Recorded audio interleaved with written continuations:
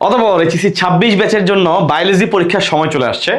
সামনে প্রথমে বোটানি পরীক্ষা, এরপর জুলজি পরীক্ষা। এই ফুল টাইমটা বোটানির মধ্যে সময় বেশি, জুলজিতে সময় একটু কম।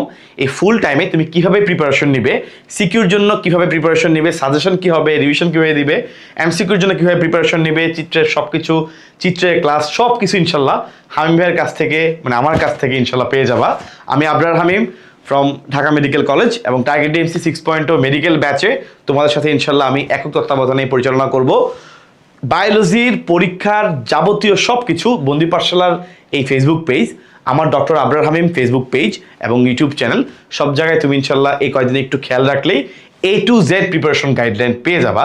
তো আমি শুরুতে একটা বার্তা দিয়ে দিলাম, একটু পরেই আমাদের একটা টাইম ফ্রেমের একটা ভিডিও আসবে।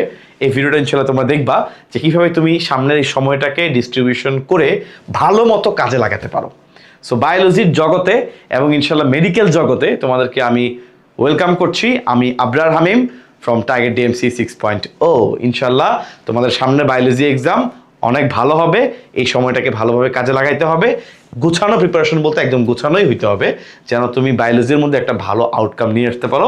সকল বোর্ডে যেহেতু সেম কোশ্চেন, সো প্রশ্ন প্যাটার্ন থেকে শুরু করে সব কিছু নিয়ে খাতায় কীভাবে লিখবা, ইচ অ্যান্ড এভরিথিং ইনশাল্লাহ তুমি আমার এই ভিডিওগুলো, সামনের ভিডিওগুলোতে ইনশাল্লাহ তুমি পাবে।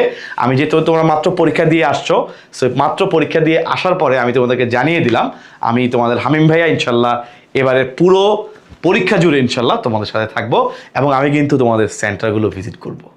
সবাইকে সামনের ভিডিওর জন্য আগাম ওয়েলকাম। আল্লাহ হাফেজ।